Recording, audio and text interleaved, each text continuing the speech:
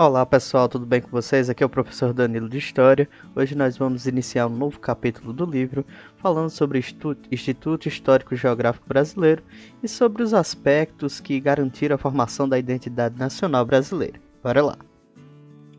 A partir de 1831, quando começou o segundo reinado no Brasil, Dom Pedro II garantiu a construção de uma verdadeira arquitetura da nação, fazendo com que cuidadosamente fosse pensada e executada, sobretudo por grandes personalidades do meio político e intelectual que circundavam a figura do jovem imperador. Um desses grandes intelectuais foi José Bonifácio de Andrade e Silva, um dos responsáveis também pela política de integração e solidificação do Estado Nacional Brasileiro. Foi dentro desse contexto que nasceu o IHGB, garantindo também a formação pela primeira vez de uma história oficial do Brasil. O IHGB foi criado em 1838 a partir de sugestões do cônego Januário da Cunha Barbosa e do marechal Raimundo José da Cunha Matos. A inspiração dos idealizadores desse instituto era eminentemente europeia, sobretudo vindo lá da França.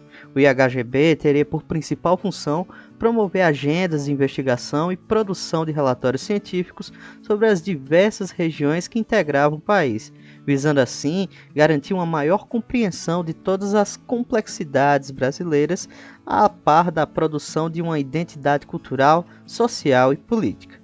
Tais relatórios passaram a ser publicados na chamada revista trimestral do Instituto. Logo, a partir desse momento, tornou-se indispensável para o Instituto Histórico a responsabilidade de pensar e elaborar um projeto de como escrever a história do Brasil.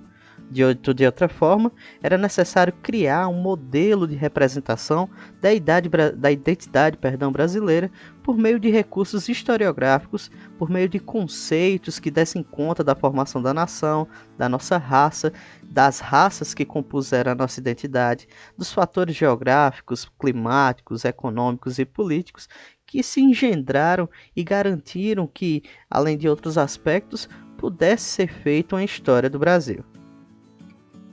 Diante disso, pode dizer-se que o IHGB se destacou pela produção do conhecimento historiográfico, buscando em primeiro lugar o esclarecimento dos que ocupavam o topo da pirâmide social brasileira, os quais, por sua vez, trariam esclarecimento ao restante da sociedade, tendo sido esse basicamente o ponto central no qual residiu o pensar da nação brasileira. Para tanto, o IHGB elaborou em 1846 um concurso aberto a intelectuais que se dispusessem a elaborar um manual sobre como escrever a história do Brasil. O vencedor desse concurso foi um pesquisador e viajante alemão chamado Karl von Martius.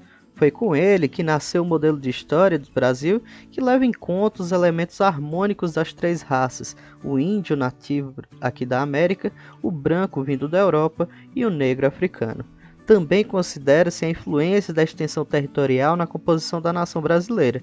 O modelo de von Martius inspirou também várias gerações de historiadores e literatos no processo de pensar a história do Brasil. É engraçado pensar também, galera, o papel de Dom Pedro II dentro desse contexto de produção intelectual, cultural e científica. Dom Pedro II, além de um carismático estadista, revelou-se também um importante mecenas na produção artística e literária do Brasil. Para quem não sabe, mecenas é aquele que financia, que garante o financiamento de artistas e intelectuais na produção das suas obras.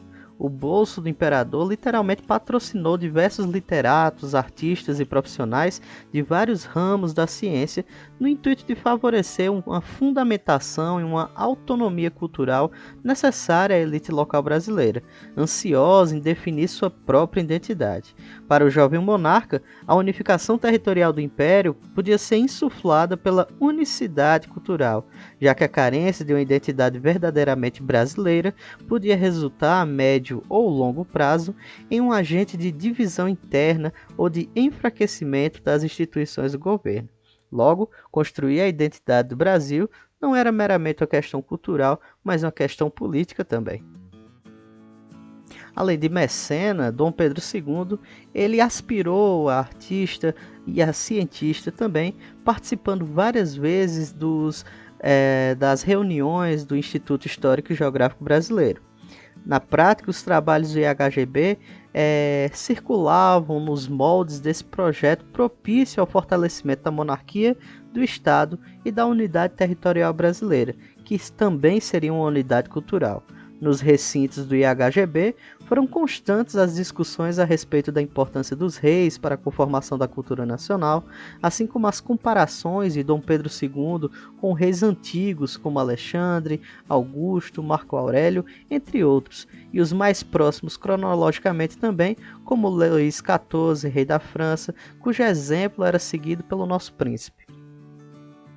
Diante desses fatores, não demorou muito para que a produção intelectual do Império se voltasse para as originalidades locais e foi repleta de noções como autonomia e patriotismo, conferindo destaque à figura do índio e à exuberante natureza brasileira. Os poemas indianistas foram acrescidos de termos indígenas por meio dos dicionários de línguas nativas organizados pelos jesuítas. O imperador, bastante interessado em estudo de linguística e etnografia americana, buscou aprender o tupi e o guarani, o que lhe ajudaria nos embates com o Paraguai, e propôs a edição e circulação de dicionários gramaticais desses idiomas.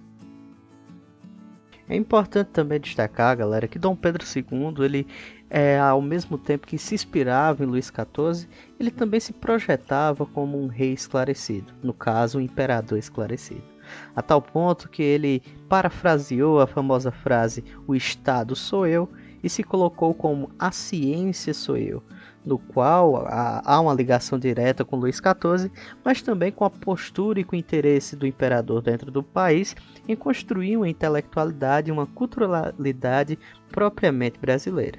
Segundo vários autores, o monarca patrocinou particularmente as pesquisas relevantes à história do Brasil e contribuiu de diversos modos com o trabalho de naturalistas, geólogos, artistas, advogados, militares, farmacêuticos, entre outros. É dentro desse contexto que a Academia Imperial de Belas Artes ganhou impulso e, sob a égide da laica estética neoclássica, recebeu vasto volume de encomendas e pinturas oficiais do Império, sobretudo retratos do Mecenas e cenas de exaltação cívica do Brasil, objetivando representar a nação da mesma maneira que a literatura do IHGB fizera. O imperador, entre os anos de 1842 e 44, instituiu prêmios para os trabalhos de destaque no IHGB, o que também ocorreu na Academia de Belas Artes. Já em 1845, é lançado o Prêmio de Viagem à Europa, em que o bolsista permaneceria durante 3 anos sob a orientação de renomados mestres italianos e, sobretudo, franceses. O interesse era formar artistas que pudessem ter contato diretamente com as fontes culturais em que o mundo se inspirava naquela época e pudessem, de alguma forma, trazer alguma contribuição para o processo de formação cultural do Brasil.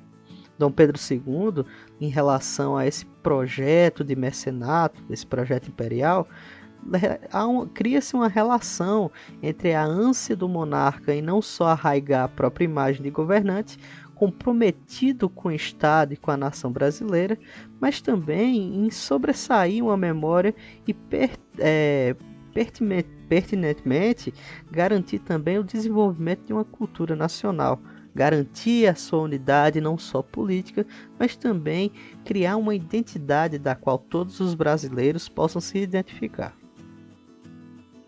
Nesse processo de construção de uma cultura nacional, o livro de vocês traz uma das vertentes que surgiram nesse momento. É chamado romantismo indianista. Ele é marcado pela busca na literatura por um herói nacional. O índio foi eleito como a figura de maior representatividade, considerando que o branco era tido como colonizador europeu e o negro como escravo africano. Assim, o índio foi considerado como o único e legítimo representante da América. Dessa maneira, o romance brasileiro encontrou no índio a expressão da nacionalidade autêntica, de amor exacerbado à terra e defesa do território. Dessa forma, o índio ele acaba sendo utilizado como símbolo de bravura e honra dentro do Brasil. Incorporar a tradição indígena à ficção era a autêntica expressão de nacionalidade, impulsionando contribuições na prosa e na poesia. Entre as grandes características do romantismo indianista estão o nacionalismo, a estética nativista, exaltação da natureza, leva em consideração a idealização do índio como uma figura de herói nacional, garantindo o resgate de suas lendas e toda a sua tradição, além de contar com o contato do índio com o europeu colonizador. Dos muitos fatores que contribuíram para a implantação do indianismo na literatura brasileira está a tradição literária do período colonial. Ela foi introduzida pela literatura de informação e literatura de catequese, sendo retomada por Basílio da Gama e Santa Rita Durão. Por parte da Europa, foi a teoria do bom selvagem lá de Jacques Rousseau que exerceu uma influência direta no pensamento literário brasileiro da época. Outro fator importante foi a adaptação que os escritores brasileiros românticos fizeram da figura idealizadora do herói. Como o Brasil não teve Idade Média, na prática, o seu herói medieval passou a ser o índio, que era o principal habitante do período pré-cabralino. Autores como Padre de Anchieta, Basílio da Gama, Gonçalves Dias já haviam difundido em sua obra a importância da participação do índio no processo de colonização. Foi, contudo, com José de Alencar, o escritor de maior expressão dessa fase do romantismo brasileiro, que se teve, de fato, a incorporação do índio como herói nacional. As obras O Guarani, Iracema, Ubirajara exaltam o sentimento de nacionalidade por meio do índio como herói e ícone de guerreiro brasileiro. Então é isso, pessoal, espero que tenham gostado da videoaula de hoje. Não deixem de abrir o livro de história lá nas páginas 145 e 146 para responder às atividades, tá certo? Gostaria de agradecer ao nosso colega Tiago, que pediu para que fosse trazido de volta os mapas mentais, né? Ele disse que ajudava bastante, acredito que deve contribuir também para outros colegas. E qualquer outra sugestão que vocês tenham, pessoal, é só deixar aí nos comentários, beleza? Desejo a todos uma ótima semana e até mais.